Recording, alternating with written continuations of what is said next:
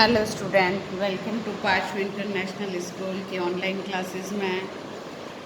Next 11th class chapter 5 प्रसूता एवं नवजात शिशु की देखभाल। यानी जिस समय बच्चे का जन्म हो जाता है तो माँ और बच्चे की किस तरीके से देखभाल करनी चाहिए। शिशु के जन्म के बाद चिकित्सक, नर्स और प्रशिक्षित दाई शिशु की तात्कालिक देखभाल करती है। भाई बच्चे का जन्म हो गया है तो उसके बाद डॉक्टर, नर्स या अपन जो कहते हैं दाइयाँ, है ना, जो बच्चे की छोटे बच्चे की देखभाल करती है। उसके बाद प्रसूता स्त्री की देखभाल करने की भी आवश्यकता होती है, क्योंकि बच्चे का जन्म हो जाता है तो माँ और बच्चे दोनों ही कमज़ोर होते हैं, नाजुक होते हैं। और उस समय प्रसव की कठिन पीड़ा के बाद प्रसूता स्त्री काफ़ी सुस्त और शक्तिहीन हो जाती है।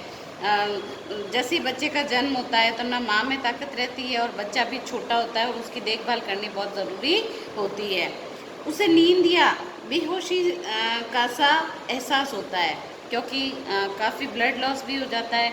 इसके कारण उसको काफ़ी कमज़ोरी फील होने लगती है। उसे गर्भ जैसे ही बच्चे का हो जाता है, जन्म हो जाता है, तो वो शक्तिहीन हो जाती है। शक्तिहीन होते ही बच्चे के जन्म के बाद या तो उसे गर्म दूध या गर्म चाय देनी चाहिए, ताकि उसमें एकदम से थोड़ी एनर्जी आए। उसके बाद प्रसूता को निश्चिंत होकर के सोने दिया जाना चाहिए। पहले उसको चाय या दूध पिला करके उसे आराम से सुला देना चाहिए।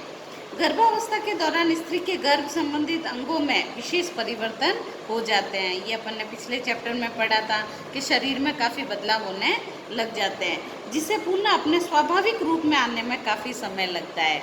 यानी 9 महीने का गर्भकाल का जो समय होता है, वापस उसको उसी स्थिति में आने में कम से कम 1 साल लग जाता है। प्रसूता को इस समय बहुत ही आराम की आवश्यकता होती है और इस समय गर्भाशय का आकार 1 किलो तक हो जाता है, 1 किलोग्राम तक। ध्यान रखना, क्योंकि गर्भाशय में बच्चा होता है, बच्चे के कारण गर्भ का आकार बढ़ जाता है। गर्भ के आकार को बढ़ने के कारण फिर उसे धीरे धीरे वापस व्यायाम करके, है ना, जैसे जैसे बच्चा दूध पीता है वैसे वैसे शरीर का अंग भी थोड़ा वापस नेचुरल होने, आकार वापस शेप में आने लगता है, जो सामान्य आकार की अवस्था से 40 से 50 ग्राम तक अधिक हो जाता है। क्योंकि गर्भ में शिशु होता है तो नेचुरल सी बात है कि गर्भावस्था में गर्भ की स्थिति बदल जाती है। इसे अपनी सामान्य अवस्था और सामान्य अवस्था में आने में लगभग 40 दिन का समय लगता है। यानी कि थोड़ी सी नॉर्मल होने में, है ना, शरीर का वापस अपने सुचारू रूप में आने में 40 दिन लग जाते हैं। अतः प्रसूता को अधिक आराम करने की आवश्यकता या सलाह दी जाती है। इन दिनों रक्तस्राव भी अधिक होता है। अभी बताया जैसे अधिक ब्लड निकलने के कारण बच्चे का जन्म होता है तो बहुत अधिक कमजोरी भी आ जाती है।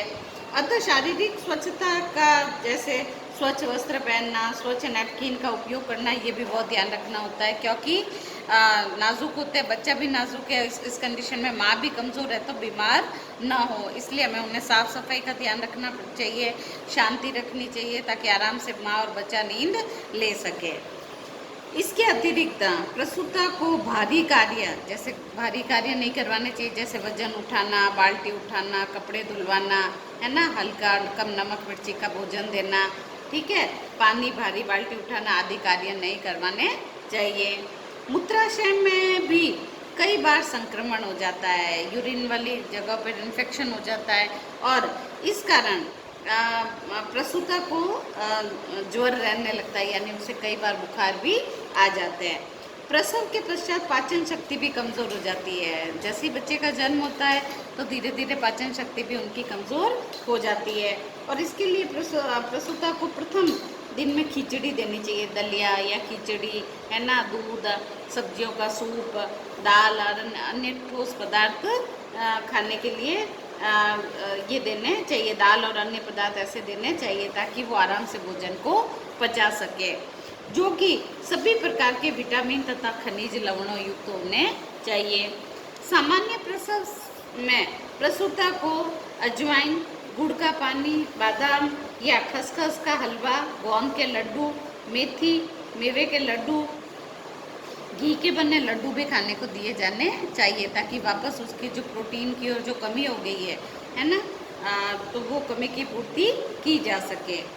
परंतु प्रसूता को मिर्च मसालेदार, तला भुना, बासी और गरिष्ठ खट्टा भोज्य पदार्थ नहीं देना चाहिए। इस समय विशेष ध्यान रखने वाली बातें होती है कि उन्हें खट्टा पदार्थ नहीं देना, जैसे नींबू हो गया, अचार हो गया, है ना, छाछ हो गई, ये नहीं देना चाहिए। हल्का और अच्छा भोजन देना चाहिए ताकि उसको आराम मिले।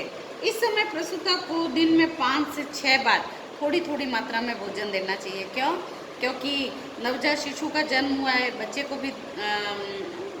का भी दूध पीना और ये कंटिन्यू चलता है, जिससे माँ को बार बार भूख लगती है, तो थोड़ी थोड़ी देर में भोजन देना चाहिए।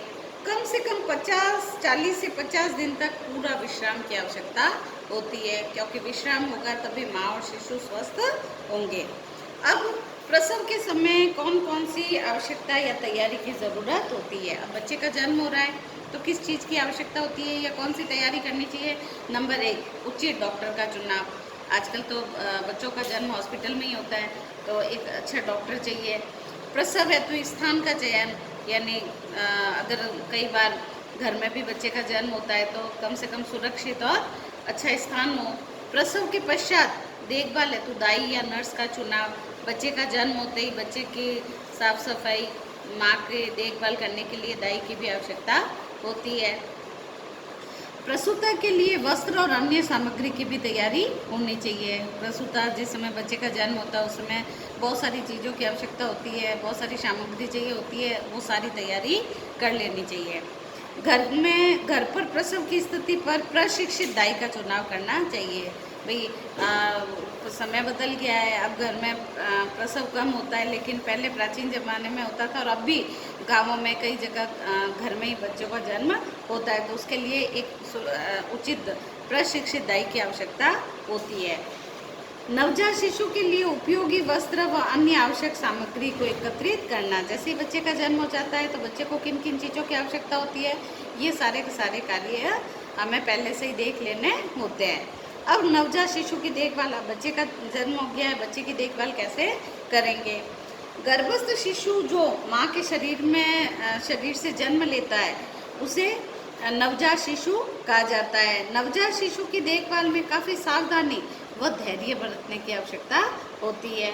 बहुत ही पेशेंस है ना, एक बच्चे के जन्म के समय काफ़ी पेशेंस की आवश्यकता होती है। शिशु के साथ कोमलता से व्यवहार करना होता है।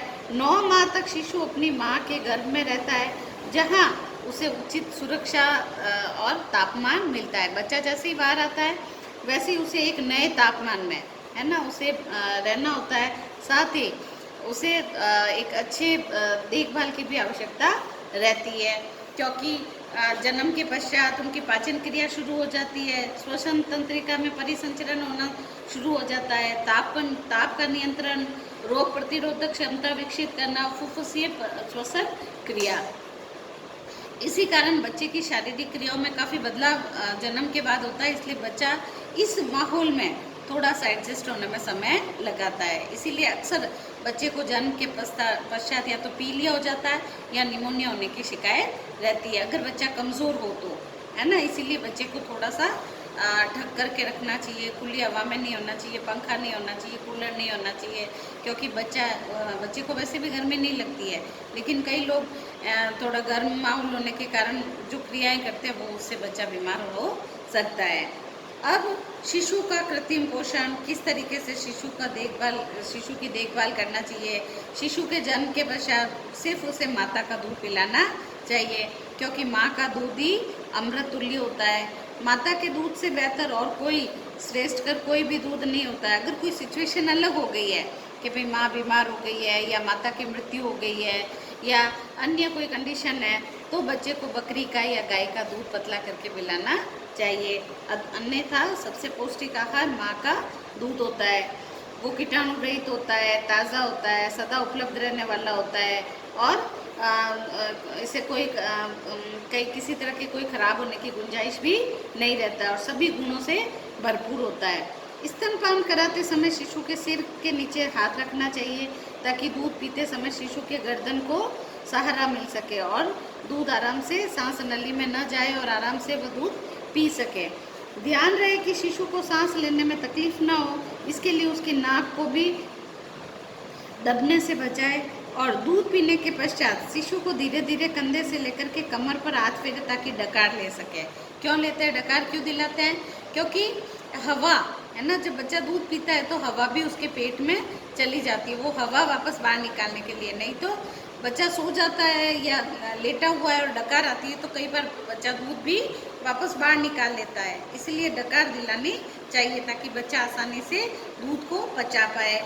दूध पिलाते समय माता को प्रेम, वात्सल्य, ममतापूर्ण व्यवहार भी करना चाहिए ताकि बच्चा आराम से स्नेहपूर्वक उसे ले।